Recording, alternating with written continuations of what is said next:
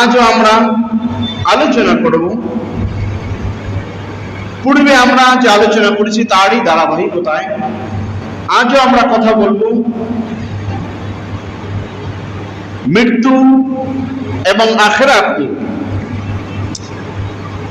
পূর্বেও আমরা কোরআনে কারীমের সূরাতুল বাকারা 28 নং আয়াতের ব্যাখ্যার সার সংক্ষেপ তাফসীর আমরা আলোচনা করেছিলাম। এই পৃথিবীতে আসার আগে আমরা একটা জগতে ছিলাম, সেই জগৎটার নাম হচ্ছে রূহের জগৎ বা আলমে আরওয়াহ। সেখান থেকে পিতামাতার মাধ্যমে এসেছি আমরা দুনিয়া। এই দুনিয়া থেকে যেতে হবে কবর। সেই কবর সেটাও চিরস্থায়ী নয়, সেখান থেকে উঠতে হবে ময়দানে হাসর, বিচারের মাঠ। সেখান থেকে হিসাব আনতে কেহ জান্নাত না হয় কেহ জাহান্নাম। এই আমাদের যাত্রা পথগুলো, আমাদের ঘাঁটিগুলো সম্পর্কে আমরা কথা বলছিলাম। গত জুমায় আমরা আলোচনা করেছিলাম কবর নিয়ে। কবরে আল্লাহর বাধ্যগত বান্দাদের অবস্থাটা কেমন হবে এবং যারা আল্লাহর অবাধ্য হবে তাদের অবস্থাটা কেমন হবে, এই বিষয়ে আমরা কথা বলেছিলাম।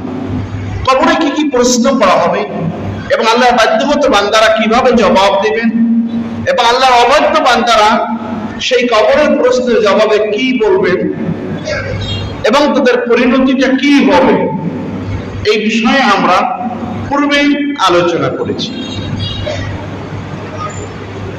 কবরে আল্লাহ যারা অবাধ্য বান্দা তাদের জন্য আযাব হয়, তাদের জন্য কষ্ট হয়, তাদের জন্য অনেক সংকীর্ণ একটা অবস্থা হয়। কবরের মাটি তাদেরকে ভীষণভাবে চাপ প্রয়োগ করে, এরকম অনেক বর্ণনা হাদিসে এসেছে।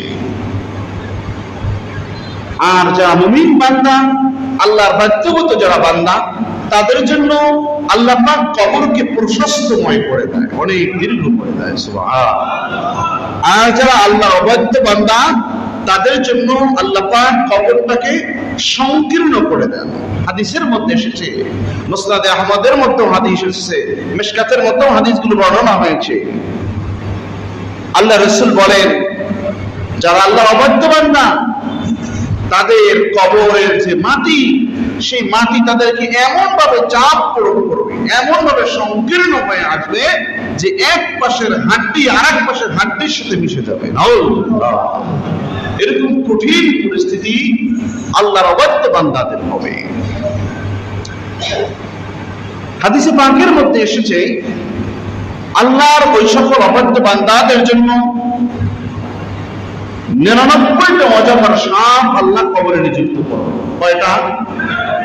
99টি। হাদিসের পূর্বে বলছি 99টি অজগর সাপ, বিষধর সাপ তাদের জন্য নিযুক্ত করা হবে। ওই সাপ ওই সকল অবাধ্য বান্দাদেরকে কবরে দংশন করতে থাকবে, কামড়াতে থাকবে, হাত্তা তাকুমুস সাআ, যতদিন পর্যন্ত কিয়ামত সংঘটিত না হয়। সেই কিয়ামতের পূর্ব মুহূর্ত পর্যন্ত ওই ব্যক্তিকে তার হাসুন ওয়া তাদাহু কামড়াতে থাকবে, দংশন করতে থাকবে।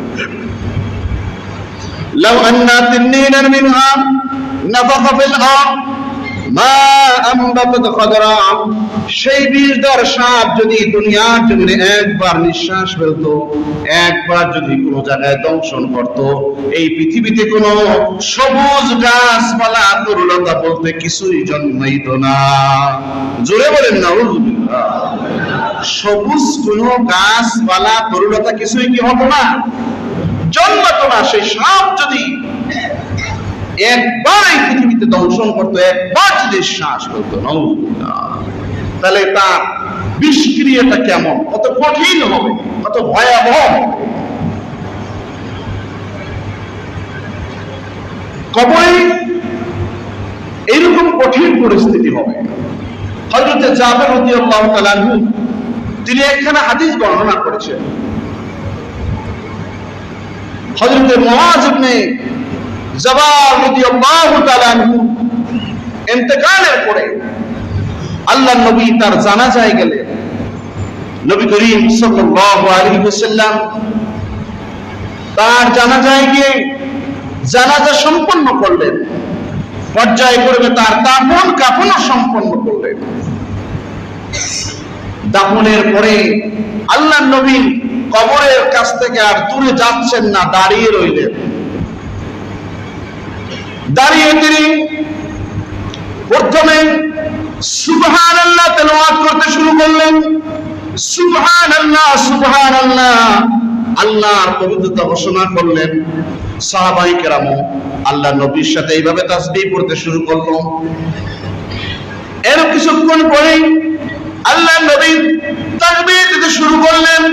আল্লাহু আকবার, আল্লাহু আকবার, আল্লাহু আকবার, এমনি ভাবে তাকবীর দেওয়ার পরে কিছুক্ষণ পরে সাহাবায়ে কেরাম আল্লাহর রাসূলকে জিজ্ঞেস করলেন, ইয়া রাসূলুল্লাহ, ইয়া হাবিবাল্লাহ, দাফনের পরেও এই সাহাবীর কবরের পাশে আপনি দাঁড়িয়ে রইলেন এবং প্রথমে আপনি সুবহানাল্লাহ তাসবিহ বললেন, এরপরে তাকবীর দিলেন, এর কারণ কি? আল্লাহর নবী বলেন, হে সাহাবায়ে কেরাম, এই সাহাবীকে কবরে রাখার পরে মাটিগুলো চেপে আসছিল, কবরটা সংকীর্ণ হয়ে আসতেছিল। আর আমরা যখন এখানে তাসবিহ পড়লাম এবং তাকবীর দিলাম, এরপরে আল্লাহ পাক তার কবরটাকে আর সংকীর্ণ করলেন না, বিস্তৃত করে দিলেন। যখন তাসবিহ পড়লাম এবং তাকবীর দিলাম, এর বদৌলতে আল্লাহ পাক মুআয ইবনে জাবাল রাদিয়াল্লাহু তাআলা কবরটাকে একেবারে বিস্তৃত করে দিলেন। যেভাবে সংকীর্ণ হয়ে আসছিল সেটা আল্লাহ বন্ধ করে দিলেন। সুবহান। এই হাদিস থেকে কি শিক্ষা বহন করেন?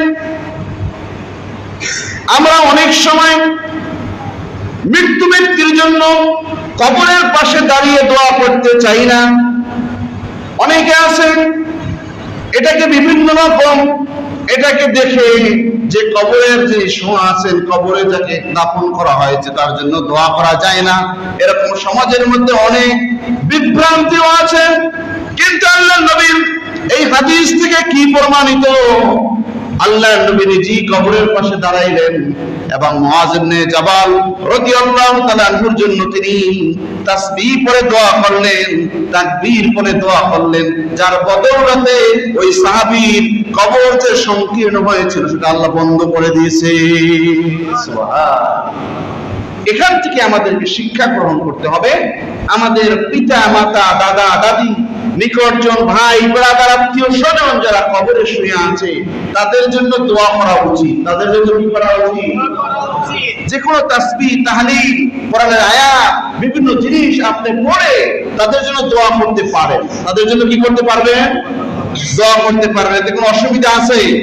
কোনো অসুবিধা নেই। মাইয়িতদের জন্য কবরের পাশে দাঁড়িয়ে দোয়া করা যায়। দোয়া করা এটা কোনো গুনাহ না, আর ওই মৃত্যু ব্যক্তির জন্য বিরাট এটা একটা ওসিলা, তার জন্য বিরাট একটা নিষ্কৃতি পাওয়ার একটা বিশেষ পথ। এই জন্য মাইয়িতদের জন্য, নিকটজনের জন্য, আপনজনের জন্য কবরের পাশে দাঁড়িয়ে একটু দোয়া করবেন। যদি কবরের কাছে যেতে নাও পারে, আপনার বাবার কবরের পাশে দাঁড়িয়ে দোয়া করার সুযোগ নাই, অনেক দূরে আছে, নামাজের পরেও তো একটু দোয়া করা যায় না?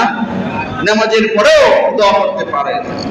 বাবা মার জন্য আল্লাহ রাব্বুল আলামিন বিশেষ দোয়া শিক্ষা দিয়েছেন। দোয়াটা যেন কি? রব্বিরহামহুমা কামা রাব্বায়ানি সাগীরা। এই দোয়া শিক্ষা দিয়েছেন কে? কে শিক্ষা দিয়েছেন? জোরে বলেন, কে শিক্ষা দিয়েছেন? আল্লাহ। এই আয়াত কোরআনে আছে কি নাই? এই রব্বিরহামহুমা কোরআনে আছে না নাই? যদি পূর্বপুরুষদের জন্য, বাবা মায়ের জন্য যদি দোয়ার প্রয়োজনীয়তা না হতো তাহলে আল্লাহ এইটা শিক্ষা দিলেন কেন বলেন? আপনার বাবা মার জন্য দোয়ার প্রয়োজনীয়তা আছে বিধাই তো এই দোয়ার ব্যবস্থা কিয়ামত পর্যন্ত সব মানুষের জন্য আল্লাহ করে দিয়েছেন। সুবহান রব্বির হামহুমা, এটা দোয়া না? এই দোয়াটা শিক্ষা দিয়েছেন কে? যদি বাবা মার জন্য, পূর্বপুরুষদের জন্য যদি দোয়ার প্রয়োজন না হতো তাহলে কি এই দোয়া শিক্ষা দিতেন? তাহলে এটা প্রমাণ করে যে আসলেই পূর্বপুরুষদের জন্য, নিকটজন আপনজনের জন্য দোয়া করা কি উচিত, আল্লাহ শিক্ষা দিয়েছেন। সুতরাং আপনার আমার উচিত, আমার পূর্বপুরুষ যারা কবরে শুয়ে আছেন, অনেক সময় অনেক ছেলে সন্তানরা বাবা মাকে কবর দিয়ে আসে, বছরের পরে বছর যায়, মাসের পরে মাস যায়, যুগের পরে যুগ যায়, তাদের জন্য একটু দোয়া করার সুযোগ হয় না। আছে না নাই? আছে না নাই? বাবা মার জন্য দোয়াই করে না, দাদা দাদির জন্য দোয়া করে না, সুযোগ হয় না। ব্যস্ত আর ব্যস্ত, সম্পদের পাহারা দিতে দিতে, আপনার ব্যবসা বাণিজ্যের পাহারা দিতে দিতে আর সুযোগ হয় না বাবা মার কথা স্মরণ করা। অথচ আপনি যে ব্যবসা প্রতিষ্ঠান দেখেন, আপনি যে সম্পদের এখন রক্ষণাবেক্ষণ করেন, সেই সম্পদ হয়তো বাবা মার কারণেই পেয়েছে, ঠিক কিনা বলে? কিন্তু বাবা মা গত হয়ে গেলে আর মনে করে না, যতদিন বেঁচে থাকে ততদিনের সম্পদ পাওয়ার লোভে, সবাই না কতিপয় সম্পদ পাওয়ার লোভে স্বার্থের জন্য বাবা মাকে ভালোবাসে, পূর্বপুরুষকে ভালোবাসে। এরকম সমাজে আছে না নাই? আছে। স্বার্থ হাসিল হয়ে গেলে আর মনে করে না। এই জন্য আমাদের উচিত অন্তর দ্বারা আন্তরিকতার সাথে আল্লাহর দিকে তাকিয়ে পিতা মাতাকে ভালোবাসা, পূর্বপুরুষদেরকে, মুরব্বীদেরকে মহব্বত করা, ভালোবাসা, এটা উচিত আমাদের, ঠিক কিনা বলে? যদি আপনি স্বার্থের দিকে তাকাইয়া ভালোবাসেন, সেই ভালোবাসা মূলত ভালোবাসা নয়। আর পিতা মাতার জন্য দোয়া করাটা শিখিয়ে দিয়েছেন কে? এটা আল্লাহর নির্দেশনা আছে না নাই? সুতরাং আমরা বাবা মার জন্য দোয়া করবো, নিকটজনের জন্য দোয়া করবো, তারা দোয়া পাওয়ার যোগ্য সন্তান আপনি দোয়া করবেন। সন্তান বাবা মার জন্য যদি দোয়া করে, ওই দোয়াটা আল্লাহ ফিরিয়ে দেয় না। এই দোয়াটা আল্লাহর কাছে সবচেয়ে পছন্দনীয়। আপনি অপরের দ্বারা দোয়া করাবেন, সেটাও ভালো, অনেক সময় আলেমদের মাধ্যমে দোয়া করানো হয়, সেটাও ভালো করান, কিন্তু নিজেও দোয়া করবেন আপনার বাবা মার জন্য। আপনি নিজে করবেন না, শুধু অপর মানুষের দ্বারাই দোয়া করাবেন, সেটা হতে পারে না। আপনাকে নিজেকেও কি করতে হবে? দোয়া করতে হবে আপনার পিতা মাতার জন্য, যিনি আপনাকে কষ্ট করে লালন পালন করেছেন, যারা আপনাকে না খেয়ে আপনার খাদ্যের ব্যবস্থা করেছেন, তাদের জন্য দোয়া করা আপনার আমার জন্য জরুরি। বাবাকে আমরা ভুলে যাই, কিন্তু ভুলে যাওয়া উচিত নয়। আল্লাহর যারা অবৈধ বান্দা, তাদের কবরে সংকীর্ণ হয়, তাদের কবরে আযাব হয়, কষ্ট হয়, এরকম অসংখ্য হাদিস এভাবে বর্ণনা আছে। আবার আল্লাহর বাধ্যগত বান্দা বা সামান্য কোনো ত্রুটির কারণে কবরে আযাব হচ্ছে, কিন্তু তার কোনো ভালো আমলের কারণে আল্লাহ কোন সময় কবরের আযাবকে দূর করে দেন, মাফ করে দেন। সুবহান। ভালো কোনো আমলের মাধ্যমে কি করে? আল্লাহ মাফ করে দেয়, কবরে আযাব বন্ধ করে দেয়, নাজাতের ব্যবস্থা করে দেয়, হিসাবটাকে হালকা করে দেয়, ময়দানে হাসরে হিসাব হালকা করে আল্লাহ জান্নাত নসিব করে দেয়। সুবহান। এরকম অনেক নজির, অনেক দৃষ্টান্ত কোরআনে এবং হাদিসে আছে। যখন মানুষগুলো মারা যায়, তার সমস্ত আমলগুলো বন্ধ হয়ে যায়। সমস্ত আমল কি হয়ে যায়? বন্ধ হয়ে যায়। হাদিসে পাকের মধ্যে আসে, মুসলিম শরীফের হাদিস, হযরত আবু হুরায়রা রাদিয়াল্লাহু তাআলা আনহু তিনি বর্ণনা করেন, ইদা মাতাল ইনসানু ইনকাতা আনহু আমালু ইল্লা মিন সালাসা। আল্লাহ রাসূল বলেন, ইদা মাতাল ইনসান, যখন কোনো মানুষের মৃত্যু এসে যায়, ইনকাতা আনহু আমালুহু, তার সমস্ত আমলগুলো আল্লাহ বন্ধ করে দেয়। সমস্ত আমল কি করে দেয়? বন্ধ করে দেয়। ইল্লা মিন সালাসা, তবে তিনটা আমলের ধারা আল্লাহ পাক বন্ধ রাখেন না। তিনটা আমলের ধারা মৃত্যুর পরে ওই ব্যক্তি পাইতে থাকে। সুবহান। সব আমলের ধারাই আল্লাহ কি করে দেয়? বন্ধ করে দেয়। সব আমলের ধারা আল্লাহ কি করে দেয়? বন্ধ করে দেয়। কিন্তু কয়টা আমলের ধারা রাখে? কয়টা? ইল্লা মিন সালাসা, ইল্লা মিন সাদাকাতিন জারিয়া আও ইলমিন ইউনতাফাউ বিহি আও ওয়ালাদিন সালিহিন ইয়াদউ লাহু। তার মধ্যে এক নম্বরে হচ্ছে সদকায়ে জারিয়া। দুনিয়ায় থাকা অবস্থায় কোন মানুষ যদি সদকায়ে জারিয়া করে, ধর্মীয় কোন প্রতিষ্ঠান, ধর্মীয় কোন কাজে যদি সাহায্য সহযোগিতা করে, যেমন মসজিদ, মাদ্রাসা সহ এরকম কোন জনকল্যাণমূলক কাজে যদি সাহায্য সহযোগিতা করে, যেই প্রতিষ্ঠান, যেই দ্বীনি ইলমের মারকাজ আপনার মৃত্যুর পরেও জারি থাকবে, সেই স্থানে যদি আপনি সদকায়ে জারিয়া স্বরূপ কিছু দান করেন, সদকা করেন, টাকা দিয়া হোক, পয়সা দিয়া হোক, জমিন দিয়া হোক, এইটা মৃত্যুর পরেও ওই ব্যক্তি পাইতে থাকে। সুবহান। মৃত্যুর পরেও কি করে পেতে থাকে, সবের ধারাগুলো জারি থাকে। যেমন আপনি একটা মসজিদ নির্মাণ করলেন, কিংবা মসজিদে কিছু টাকা পয়সা দিয়ে সাহায্য করছেন, কিংবা মসজিদে জায়গা দিয়ে সাহায্য করেছেন, আপনার মৃত্যুর পরেও ওই ধর্মীয় প্রতিষ্ঠান থাকবে কি থাকবে না বলেন? আপনার মৃত্যুর পরেও ওই মসজিদ থাকবে কি থাকবে না? থাকবে। আপনার মৃত্যুর পরেও ওই ধর্মীয় প্রতিষ্ঠান থাকবে কি থাকবে না? থাকবে। আপনি একটা ব্রিজ নির্মাণ, একটা রাস্তা নির্মাণ করে দিলেন, আপনার মৃত্যুর পরেও ওই রাস্তাটা থাকবে কি থাকবে না? জনকল্যাণমূলক কাজের জন্য আপনি এরকম ব্রিজ, এরকম রাস্তা সহ অনেক জনকল্যাণমূলক কাজে আপনি ব্যয় করেছেন, কিন্তু আপনার মৃত্যুর পরেও সেই জিনিস জারি আছে, কায়েম আছে, মানুষ উপকার পায়। এই কারণে মৃত্যুর পরেও আপনি এটা সব পাইতে থাকবেন। সুবহান, সুবহান।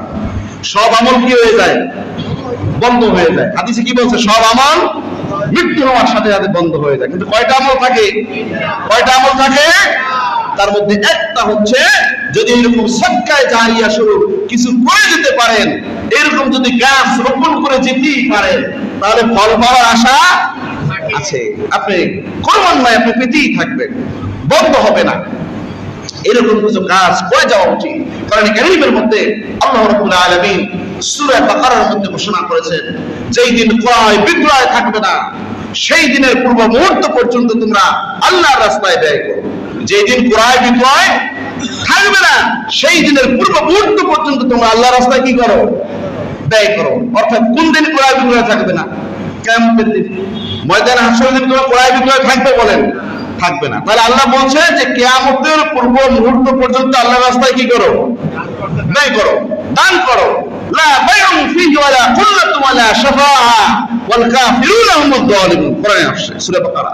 তাহলে বলছে যেদিন ক্রয় বিক্রয় থাকবে তার পূর্ব মুহূর্ত পর্যন্ত আল্লাহর রাস্তায় কি করো? ব্যয় করো। এখন আপনি কি কিয়ামত পর্যন্ত থাকবেন? যেই দিন ক্রয় বিক্রয় থাকবে না, সেই দিন পর্যন্ত আপনি থাকবেন কিন্তু। তাহলে কিভাবে দান করবেন? কিভাবে এই আয়াতের উপরে আমল করবেন?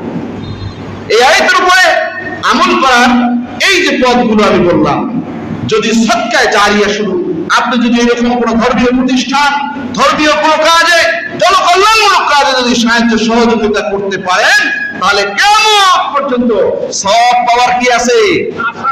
আশা আছে। সব পাওয়ার কি আছে? আশা আছে। এই পথ আছে। এই পথগুলো অবলম্বনের মাধ্যমে আমরা কিয়ামত পর্যন্ত সব পেতে পারি।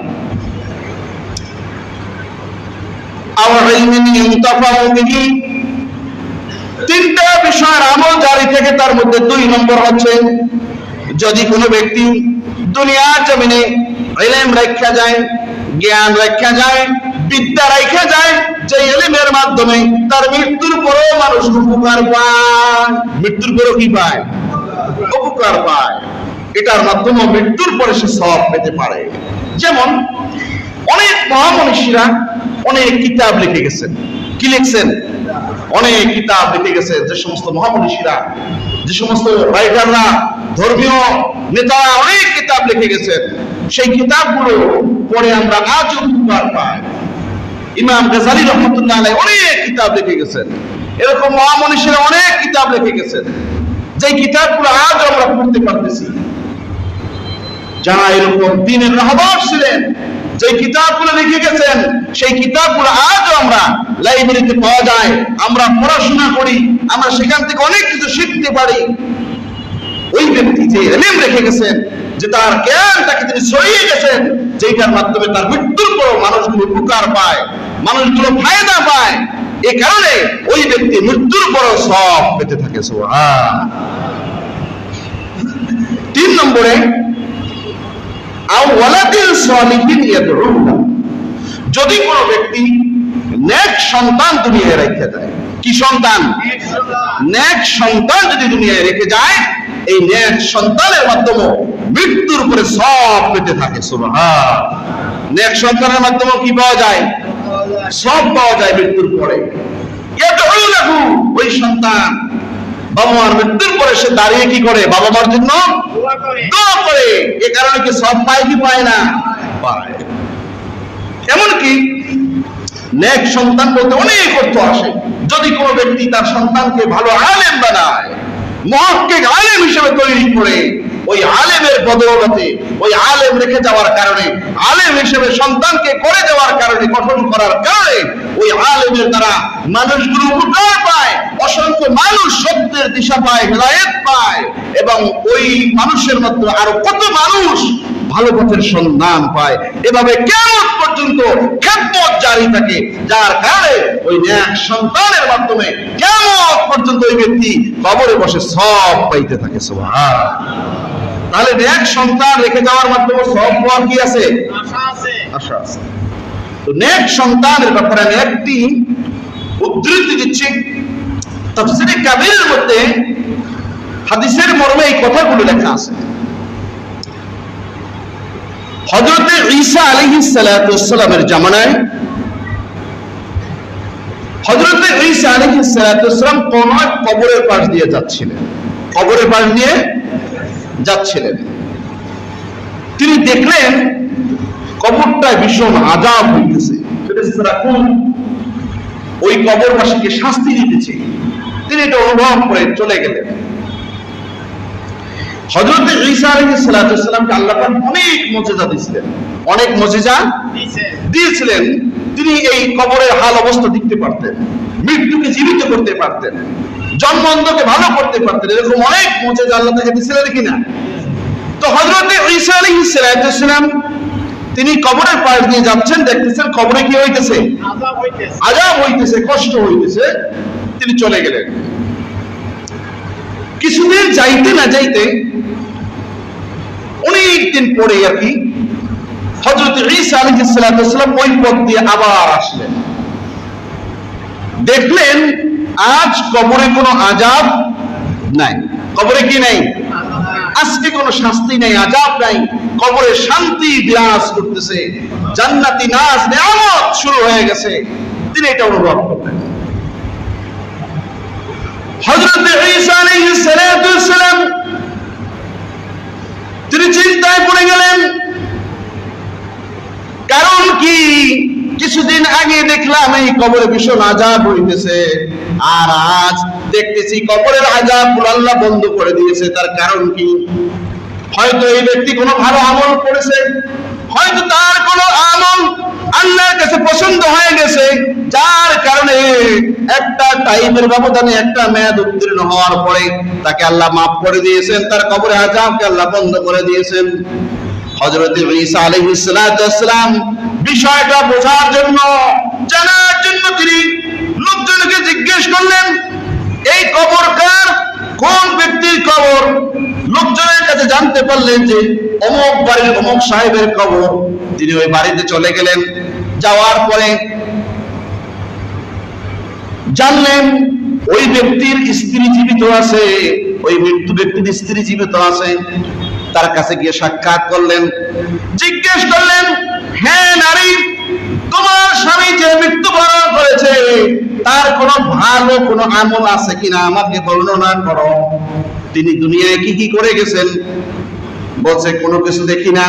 বলছে মৃত্যুর আগেও কোনো কাজ করেছে কিনা তোমার মনে পড়ে কিনা? ওই নারী বলল, হ্যাঁ আল্লাহর পয়গম্বর, হ্যাঁ আল্লাহর নবী, আমার বেশি কিছু মনে পড়ে না। তবে মৃত্যু যখন হবে তার পূর্বে আমি গর্ভবতী ছিলাম। কি ছিলাম? গর্ভবতী ছিলাম, আমার পেটে সন্তান ছিল। তিনি যখন জীবিত ছিলেন, অসুস্থ ছিলেন, তখন আমাকে কিছু ওসিয়ত করে গেছেন। তার মধ্যে একটা ওসিয়ত ছিল যে তোমার গর্ভে যদি ছেলে সন্তান জন্মগ্রহণ করে, তাহলে তুমি এই সন্তানকে কোরআন শিখাবে, হক্কানি আলেম বানাবে, আলেমদের কাছে পাঠাবে। এই ওসিয়ত আমাকে করে গিয়েছিল। আর আমি কয়েকদিন হয় মাত্র আমার সন্তানটা একটু বড় হয়েছে, এই সন্তানকে আমি এই পার্শ্ববর্তী এক আলেমের কাছে পাঠিয়েছি, তার কাছে কোরআন পড়তে দিয়েছি। কিতাবের মধ্যে লেখা আছে ওই আলেমের কাছে যে পাঠানোর কারণে এই ছোট্ট বাচ্চা কর্জা মুখে যখন প্রথম দিন বিসমিল্লাহির রহমানির রহিম পড়তে শুরু করেছে, বিসমিল্লাহির রহমানির রহিমের মধ্যে আল্লাহ পাকের নাম আছে। যখন এই ছোট্ট বাচ্চা বিসমিল্লাহির রহমানির রহিম বলল, আল্লাহর নাম উচ্চারণ করলো, আল্লাহ পাক আর সহ্য করতে পারলেন না। আল্লাহ পাক ওই শিশুর বাবার কবরে আযাবকে আল্লাহ মাফ করে দিয়েছে। আর যদি বলে সুবহানাল্লাহ। দুনিয়ার জমিনে যদি কোনো ব্যক্তি এরকম নেক সন্তান রেখে যায়, তারপরও কবরে শান্তি পাওয়ার আশা আছে কি নাই? আশা আছে কি নাই? আছে।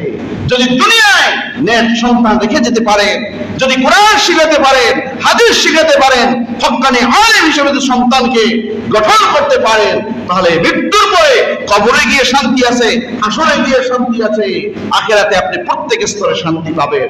আর যদি এই আমলগুলো না করা হয়, তাহলে শান্তি পাওয়ার আশা নেই। মৃত্যুর পরে কয়টা আমল জারি থেকে? কয়টা আমল বলছি? তিনটা। এক নম্বরে সদকা জারিয়া, দুই নম্বর বলছে যদি এলেম রেখে যায় দুনিয়ায়, আর একটা কি? নেক সন্তান, আর একটা কি? এই তিনটা আমল করার জন্য আমরা সকলেই চেষ্টা করবো। রাজি আছি? আল্লাহ সকলকে কবুল করুক বলে আমিন। ওয়া আখির দাওয়ানা আলহামদুলিল্লাহ।